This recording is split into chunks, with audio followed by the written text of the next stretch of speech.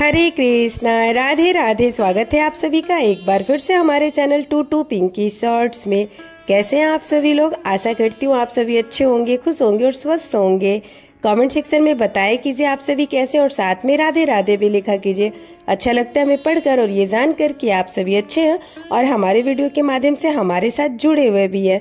Friends, आज की video में हम जानेंगे वट सावित्री व्रत में वट वृक्ष के नीचे कैसे पूजा करते हैं, उसकी संपूर्ण जानकारी के बारे में। वीडियो स्टार्ट करने से पहले मैं आप सभी से रिक्वेस्ट करना चाहूंगी, अगर आपने अभी तक हमारे चैनल को सब्सक्राइब नहीं किया है तो प्लीज हमारे चैनल को सब्सक्राइब कर लें, बेल आइकन को भी प्रेस कर लें ताकि हमारे आने वाली वीडियो की नोटिफिकेशन आप तक जाती रहे। चलिए वीडियो स्टार्ट कर लेते हैं और जान लेते हैं वट सावित्री व्रत को करने और उसमें की जाने वाली पूजा की सारी जानकारी। उत्तर भारत की तरफ ज्येष्ठ अमावस को वट सावित्री का व्रत किया जाता है, जिसे बड़मावस भी कहा जाता है, और दक्षिण भारत की तरफ यह व्रत ज्येष्ठ पूर्णिमा को किया जाता है और दक्षिण भारत की तरफ इस व्रत को वट पूर्णिमा भी कहा जाता है। इस व्रत को करने के बहुत से नियम हैं, जैसे कहीं पर इस व्रत को सुबह ही कर लेते हैं और कहीं कहीं पर इस व्रत को दोपहर में भी की जाती है। पर जब तक इस व्रत की हम पूजा ना कर ले विधि विधान से, तब तक हमें निर्जल उपवास रखना पड़ता है। हाँ, अगर किसी महिला को हेल्थ इश्यू है या कोई समस्या है तो ऐसे में आप जूस, पानी, चाय, फल ले सकते हैं। वट सावित्री व्रत में पूजा से पहले हर व्रती को 16 श्रृंगार करना होता है। इस दिन आप अपने शादी का जोड़ा भी पहन सकते हैं। चुनरी जरूर ओढ़ें, मेहंदी एक दिन पहले लगा लें या लगवा लें, पैर में महावर जरूर लगाएं। कहने का मतलब है ये कि इस दिन 16 श्रृंगार करके आप दुल्हन की तरह सज धज कर इस पूजन को करें। अच्छे से तैयार होकर आप वट वृक्ष के पास जाएं। अगर वट वृक्ष के पास कूड़ा करकट या किसी भी प्रकार की गंदगी है तो उसे साफ अवश्य कर लें या किसी से करवा भी सकती हैं। इस बात का भी ध्यान रखें कि अगर आपको पुरानी वट वृक्ष मिले तो आप उसी वट वृक्ष की पूजा करें। अगर ना मिले तो आपको जो भी वट वृक्ष मिले आप वही पूजा करें, क्योंकि बहुत सारे लोग तो वट वृक्ष को घर में भी लाके पूजा करते हैं। इसके पश्चात आपको सबसे पहले जल गिराकर चारों तरफ से फेरी देनी होती है। आप चाहे तो अधिक मात्रा में भी जल अर्पित कर सकते हैं। जल में आप कच्चा दूध और गुड़ मिला लें, उसके बाद ही वट वृक्ष को जल अर्पित करें। बहुत से लोग आज के दिन वट वृक्ष के पत्तों से भी श्रृंगार करते हैं। आप चाहें तो पत्तों का माला बनाकर पहन सकती हैं या वट वृक्ष का पत्ता आप अपने जूड़े या चोटी में भी लगा सकती हैं। पत्ता लगाने के बाद आप अपने सर से अपने सुहाग की चुनरी को ओढ़ लें। पूजन के लिए बैठे।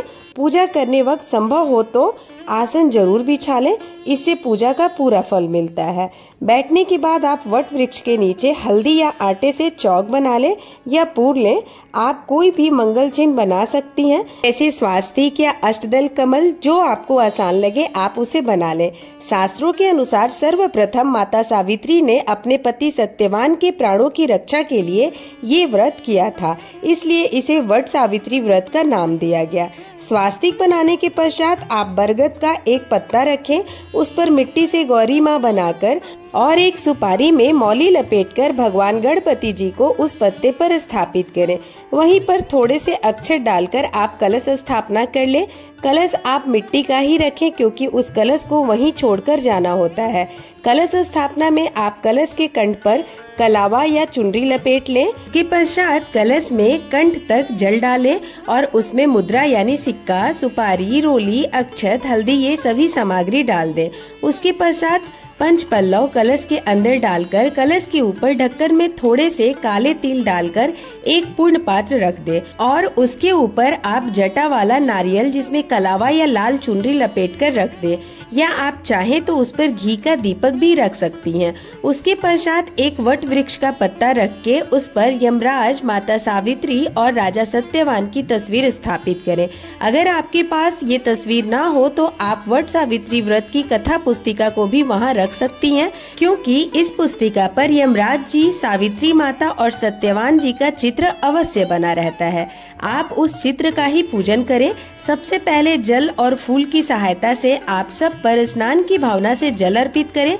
उसके पश्चात गणपति जी को, गौरी माता को, सावित्री माता को, यमराज जी को, सत्यवान जी को और कलश को सभी को आप चंदन से तिलक करें। उसके पश्चात माता गौरी और माता सावित्री को सिंदूर अर्पित करें। उसके पश्चात वट वृक्ष का भी पूजन करें, क्योंकि आज के दिन विशेष रूप से वट वृक्ष का ही पूजन किया जाता है।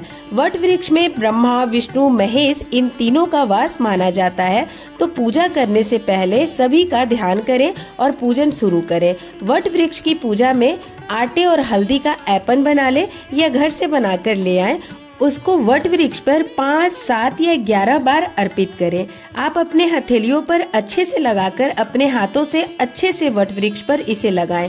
इसके पश्चात सभी को यानी गणपति जी को, माता गौरी को, वट वृक्ष को, सभी को वस्त्र की भावना से कलावा अर्पित करें, या अगर आपके पास वस्त्र है तो आप वस्त्र भी अर्पित कर सकती हैं। इसके पश्चात जनेऊ जो हल्दी से रंगा हुआ हो उसे आप वट वृक्ष को अर्पित करें।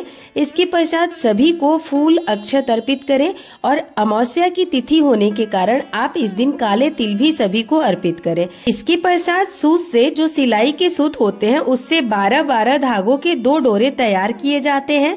जो कपड़े सिलने वाले सूती धागे होते हैं, पीले रंग के धागे से ये तैयार किए जाते हैं। उसमें से एक वट वृक्ष को अर्पित करें और एक आपके लिए होते हैं, उसे गौरी माँ के पास अर्पित करें।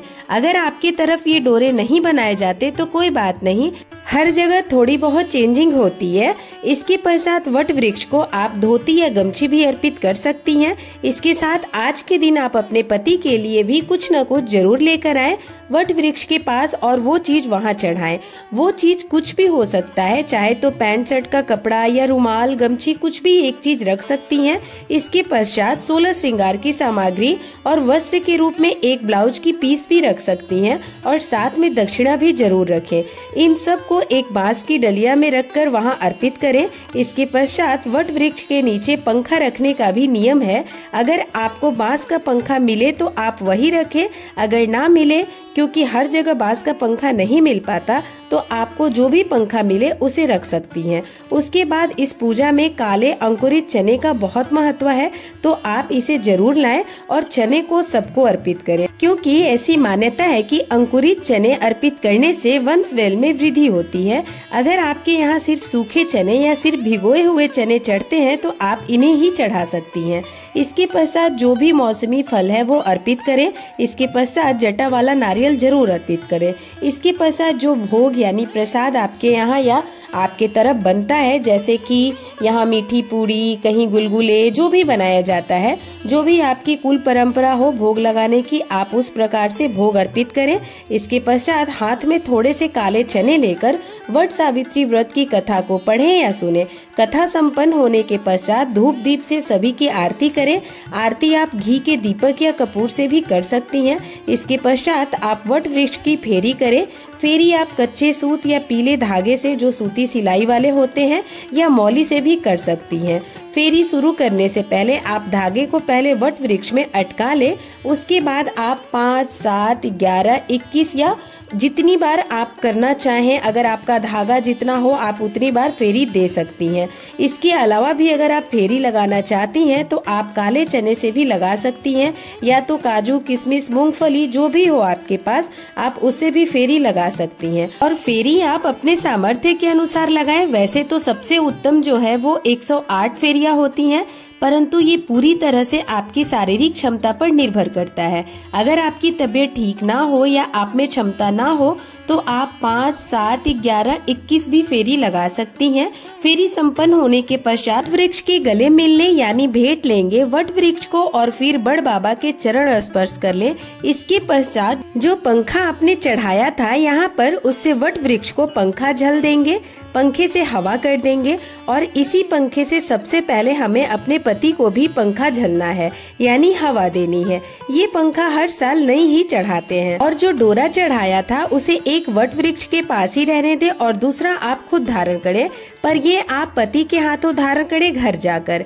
सिंदूर का जो डिब्बी आप रखी हैं उसमें से सिंदूर आप अपने चुनरी की किनारी से माता गौरी को अर्पित करें। उसके पश्चात सावित्री माता को भी उसी प्रकार अर्पित करें। उसके पश्चात उस सिंदूर को आप अपनी मांग में माता के आशीर्वाद स्वरूप में लगा ले। इस प्रकार से सुहाग लेने की विधि संपन्न होती है और सुहाग लेने की विधि को सबसे अंत में करनी चाहिए, पारण करने से पहले। इस प्रकार से वट वृक्ष की पूजा संपन्न की जाती है। जो भी आपने चढ़ाए हैं उसमें से आप प्रसाद के रूप में कुछ ले सकती हैं, जैसे सुहाग का सामान। पति के लिए जो चढ़ाया है आपने वो तो अवश्य ले लें और पति को भेंट करें। बाकी जो भी आपने अर्पित किया है, फल, सुहाग की सामग्री, भोग, उनमें से आप थोड़ा सा अपने लिए निकाल लें।